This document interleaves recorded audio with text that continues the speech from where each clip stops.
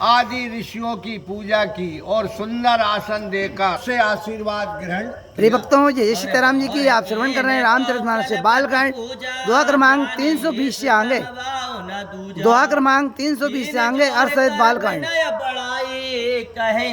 भाग्य विभुताई। फिर राजा जनक ने कौशलपति महाराज दशरथ जी की पूजा की और उनको ईश्वर के समान ही जाना। फिर हाथ जोड़कर उनकी प्रार्थना और प्रशंसा कर अपने भाग्य वैभव को धन्य माना। और पूजे भूपति सकल बराती समदे सम सादर सब भांति। आसन उचित दिए सब काहू कहो काह मुख एक उछाहू। फिर राजा जनक ने सब भांति समस्त बरातियों का समधी जैसा ही आदर सहित भली भांति पूजन कर सबको यथा योग आसन पर बिठाया। मैं एक मुख से उस उत्साह का क्या वर्णन करूं। हर सकल बरात जनक सन्मानी दान मान बिनती बरबानी। विधि हरि हर दिस पापति दिन राऊ जे जाने रघुवीर प्रभाऊ। जनक जी ने दान मान बिनती और श्रेष्ठ वाणी से सब बारात का सम्मान किया। तब ब्रह्मा विष्णु महादेव आदि जो श्री रामचंद्र जी के स्वभाव को भली भांति जानते थे और कपट भी प्रवर बेस बनाए कौतुक देख अति सचुपाए। पूजे जनक देव समय जाने दिए सुआसन बिनु पहचाने। कपट से ब्राह्मण का सुंदर भेष बनाए उस विनोद को अत्यंत शांति से देख रहे थे। राजा जनक जी ने उन सब की देवताओं के समान पूजा की और बिना पहचाने ही सुंदर आसन दिए। पहचान को कह जान सब अपान सुध भोरी भई। आनंद कंद बेलोक दूलो उभय दिश आनंदमयी। सुर लखे राम सुजान पूजे मनास के आसन दे। अब लोक शील सुभाव प्रभु को विबुध मन प्रमादित भई।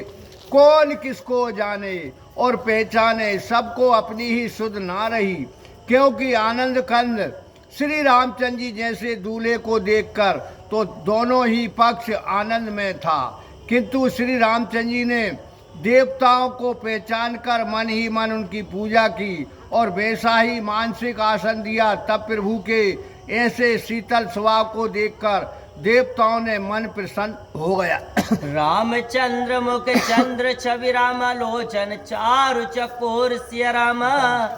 करत पानुषा दर्श कल रामा प्रेम प्रमोद न थोर सिया रामा। मंगल भवन या मंगल हारी दुर्बाहु सुदशरथ अजर बिहारी। महावीर बिन बहु हनुमान राम जासु जसवा पुवकन। फिर तो सब किसी के चकोर रूपी सुंदर नेत्र श्री रामचंद्र जी के मुख चंद्र का प्रेम पूर्वक पान करने लगी, क्योंकि प्रेम का आनंद थोड़ा नहीं था।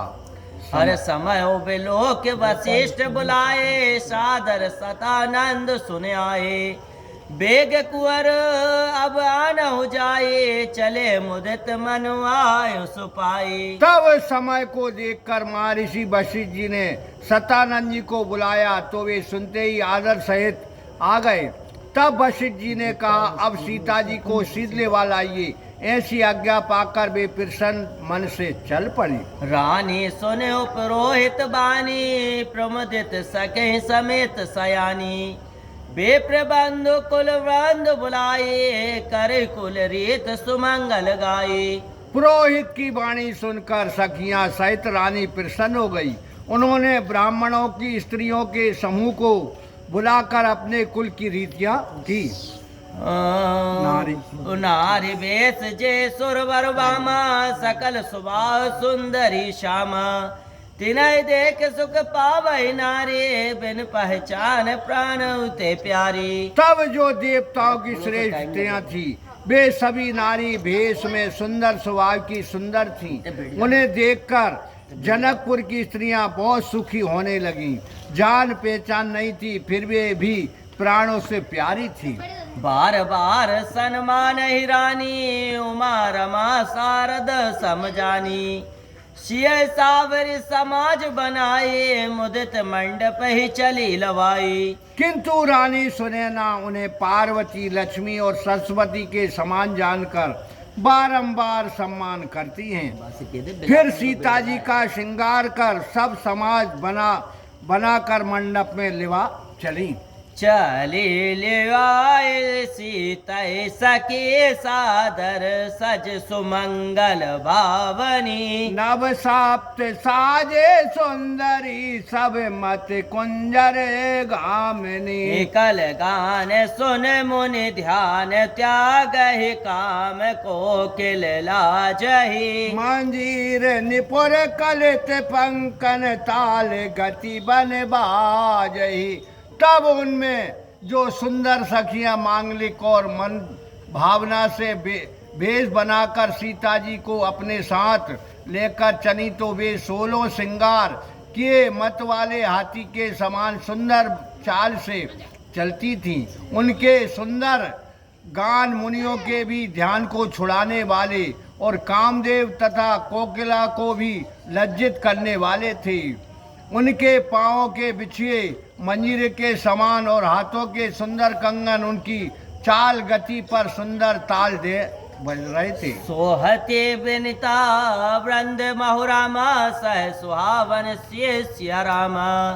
छबिलाल नागन माध्य जनु रामा सुषमा ते कमनीय सिया रामा।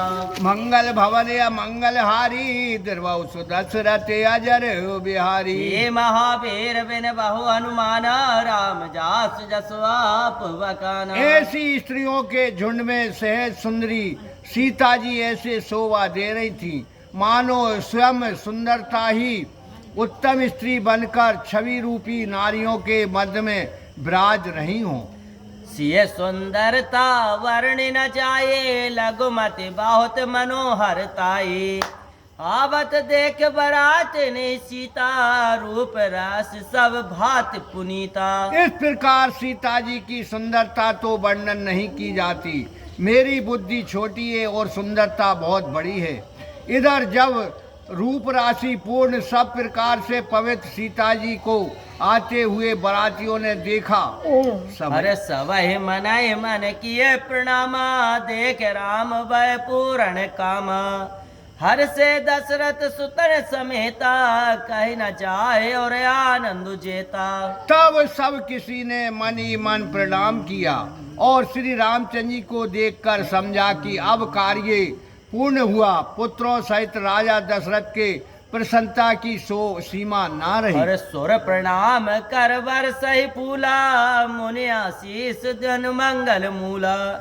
गान निशान कोलाहल भारी प्रेम प्रमोद मगन नर नारी। देवता लोग प्रणाम करके फूल बरसाने लगे और मुनि लोग समस्त मंगलों की मूल आशीर्वाद आत्मक ध्वनि करने लगी। गान बाग से कोकिलाहल मच गया। सब प्रेम से प्रमोदित हो गए। यह विदेशी मंडप ही आए प्रमोदित शांति पढ़ाए मुनिराई।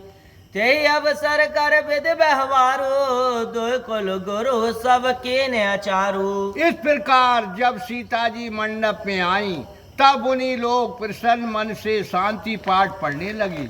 उस समय दोनों कुल के गुरुओं ने वेद विधि से सब आचारों को किया। आचार कर गुरु गौर गणपति मोदित प्रेप पूजा वही। सोर प्रगट पूजा ले दे आशीष अति सुख पावही। मधु पार्क मंगल दिव्य जो ही समय मुनि मन महु जाए। भरे कनक को पर कलश सो तब लिए परचारक रहे। जब दोनों गुरु वेद की विधि करा चुके तब ब्राह्मण प्रसन्न मन से गौरी गणपति की पूजा करने लगे तो देवता प्रकट होकर पूजा लेने लगे और अत्यंत सुख पाकर आशीर्वाद देने लगे। मुनि गण के थाल और कलशों में के लिए हुए सेवक खड़े रहते हैं। कुल रीत प्रीत समेत रवि कह देत सब सादर कियो यही भांत देव पुजाए सीतय शोभा के सिंहासन दियो। ओ सिय राम अवलोकन परस पर प्रेम काहु न लख परे मन बुद्धि बरबानी अगोचर प्रगट कवि कैसे करे।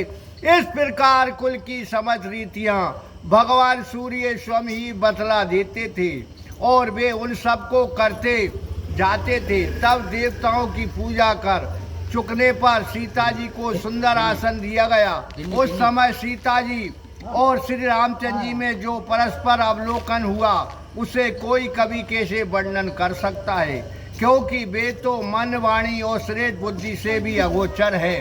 होम समय तन धर अनुल रामा तिसुक आहुत ले सिया रामा वे प्रवेश धर वेद सब रामा कह विवाह विधि दे सिया रामा। मंगल भवन या मंगल हारी द्रवौ सुदशरथ अजर बिहारी। हे महावीर बिन भगवान माना राम जास जस आप बकाना। हवन के समय तो अग्निदेव ने साक्षात शरीर धारण कर आहुतियां ली और इस प्रकार